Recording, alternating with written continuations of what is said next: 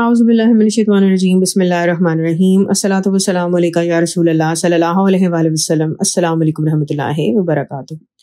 ویسے تو مکہ کے سرداروں کو رسول صلی اللہ علیہ وآلہ وسلم کی تعلیم اور دین میں سے کوئی بھی بات قبول نہیں تھی، لیکن ایک بات جو انہیں بہت غم دیتی تھی وہ یہ تھی کہ وہ کہتے تھے کہ محمد صلی اللہ علیہ وسلم یہ کیسے کہتے ہیں کہ ہم اور ہمارے غلام برابر ہیں، بھلا یہ کیسے ہو سکتا ہے؟ یہ ان پڑھ لوگ ہیں، رنگ برنگے ہیں، یعنی عربی نہیں ہیں، ہماری چادر سے کم قیمت میں یہ خریدے جاتے ہیں، یہ غلام ہمارے برابر کیسے ہو سکتے ہیں؟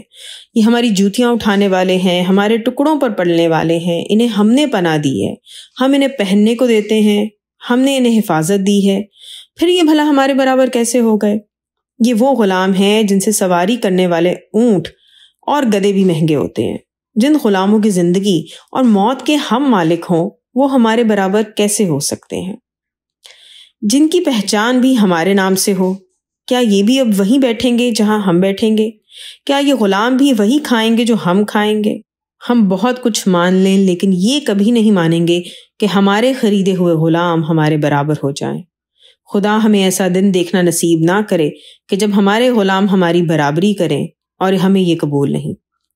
یہ رسول اللہ صلی اللہ علیہ وسلم کی کامیابی ہے کہ عرب میں رہنے والے غلام جو سمجھا کرتے تھے کہ شاید غلامی ہی ساری زندگی ان کا نصیب رہے گی اور یہ پیدا اپنے آقاؤں کی خدمت کرنے کے لیے ہوئے ہیں، اسلام ان کے لیے آزادی لے کر آیا تھا۔ رسول اللہ صلی اللہ علیہ وسلم کی تعلیمات کہتی تھیں کہ ایک ہی اللہ نے انہیں اور ان کے آقاؤں کو پیدا کیا ہے۔ جب وہ ایک اللہ سب کی زندگی اور موت کا مالک ہے، وہی رب سب کو نوازتا ہے، وہی سب کی زندگی اور موت کا مالک ہے، اولاد دیتا ہے، صحت دیتا ہے، تو پھر یہ غلام اور مالک کا فرق کیوں؟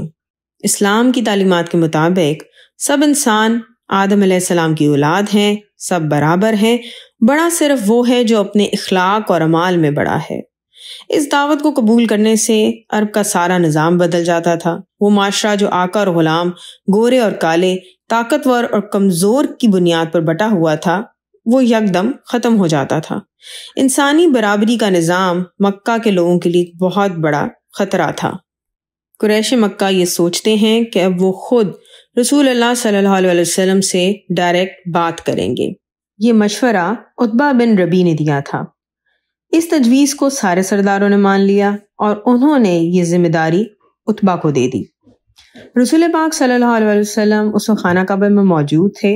عتبہ وہیں چلا جاتا ہے اور رسول اللہ صلی اللہ علیہ وسلم سے بہت محبت سے بات کرتا ہے اور انہیں کہتا ہے کہ بھتیجے، تم بہتر ہو یا تمہارے والد عبداللہ بہتر تھے؟ پھر کہتا ہے کہ یہ بتاؤ کہ کیا تم بہتر ہو یا تمہارے دادا عبد المطلب بہتر تھے؟ پھر کہتا ہے کہ ہاشم کے بارے میں کیا خیال ہے، کیا وہ بہتر تھا یا تم؟ رسول پاک صلی اللہ علیہ وسلم ابھی تک چپ تھے۔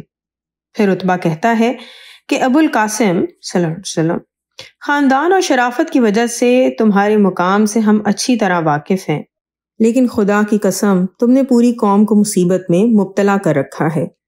تم ہمارے خداؤں کا انکار کرتے ہو اور کہتے ہو کہ نہ یہ فائدہ دیں گے نہ نقصان۔ ہم نسلوں سے یہ سنتے اور مانتے آئے ہیں کہ لات اور عزا ہی ہمارے خدا ہیں۔ تمہاری وجہ سے محبت ختم ہو گئی ہے، ہمارا اتحاد ختم ہو گیا ہے۔ آخر تم چاہتے کیا ہو؟ اگر یہ سب کرنے سے تمہارا مقصد مال اور دولت ہے تو ہم سب جمع کر کے تمہیں اتنا مال دیتے ہیں کہ عرب میں تم سے زیادہ کوئی دولت مند نہیں ہوگا۔ اگر تمہارا مقصد عزت اور برتری حاصل کرنا ہے تو آج سے ہم تمہیں پورے عرب کا سردار مانتے ہیں۔ سارے سردار تمہاری برتری قبول کرنے پر تیار ہیں اور تمہیں اپنا سردار مانتے ہیں۔ اگر تمہیں بادشاہت چاہیے تو ہمیں بتاؤ، ہم بڑی خوشی سے تمہارے لیے تاج بنوا کر تمہارے سر پر سجا دیں گے۔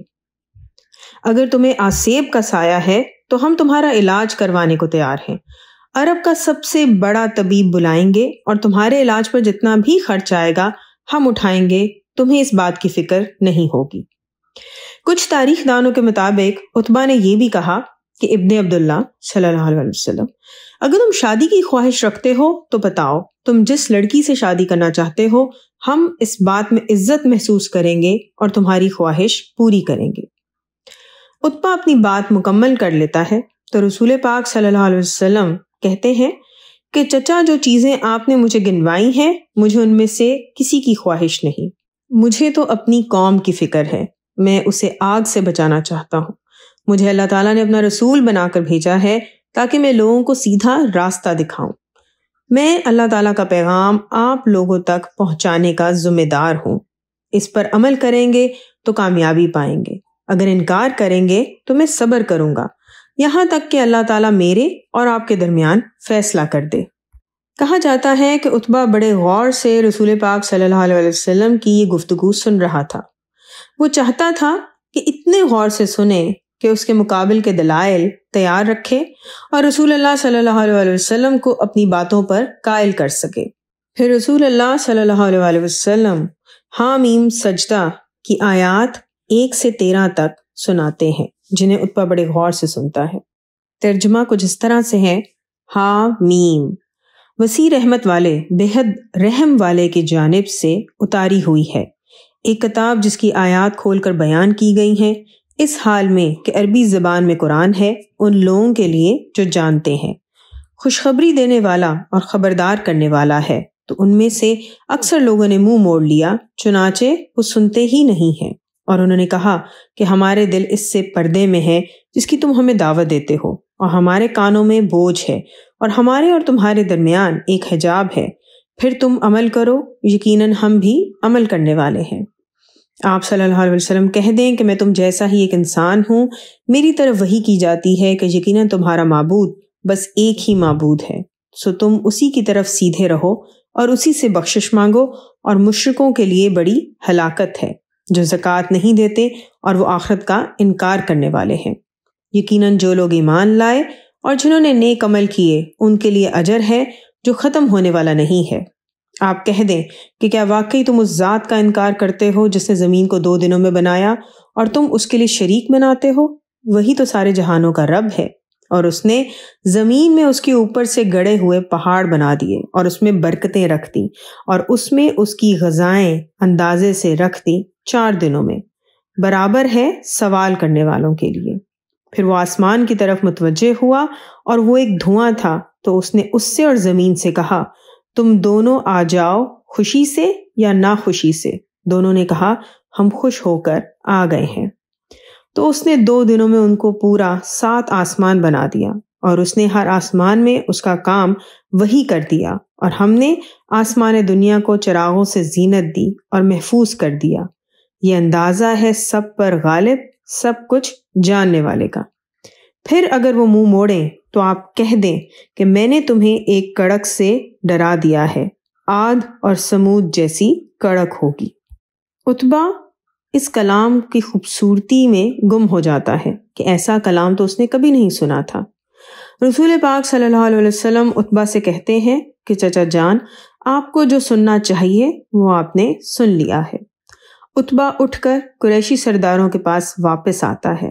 سردار اس کا بدلا ہوا چہرہ دیکھ کر حیران رہ جاتے ہیں۔ عتبہ انہیں رسول پاک صلی اللہ علیہ وسلم سے ہوئی باتیں بتاتا ہے، اور پھر کہتا ہے کہ میں نے آج محمد صلی اللہ علیہ وسلم سے اس کا کلام سنا ہے۔ اس کلام کا بہت بڑا نتیجہ نکلنے والا ہے۔ خدا کی قسم، اس کا کلام نہ تو شاعری ہے، نہ جادو، اور نہ ہی کہانت ہے۔ جو کچھ محمد صلی اللہ علیہ وسلم سنا رہا ہے اس کا اپنا نہیں، اللہ کا کلام ہے۔ اگر عرب کے دوسرے قبیلے محمد صلی اللہ علیہ وسلم سے جنگ کر کے جیت جاتے ہیں تو تمہارا مقصد پورا ہو جائے گا۔ اگر محمد صلی اللہ علیہ وسلم نے غلبہ پا لیا تو سارے عرب پر تمہاری حکمرانی ہوگی، تم بغیر قتل و غارت کے پورے عرب کے مالک بن جاؤ گے۔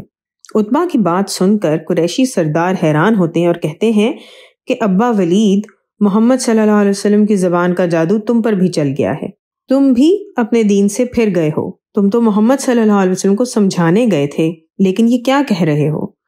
تو عتبہ کہتا ہے میں اپنے دین پر مضبوطی سے قائم ہوں، میں نے محمد صلی اللہ علیہ وسلم سے مل کر جو سنا اور سمجھا اس پر اپنی رائے تمہیں دے دی ہے، اب تمہاری مرضی کہ میری بات مانو یا نہ مانو۔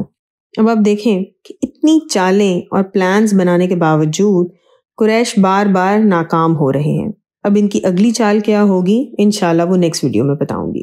الصلاۃ والسلام علیکہ یا رسول اللہ صلی اللہ علیہ وآلہ وسلم۔ السلام علیکم ورحمۃ اللہ وبرکاتہ۔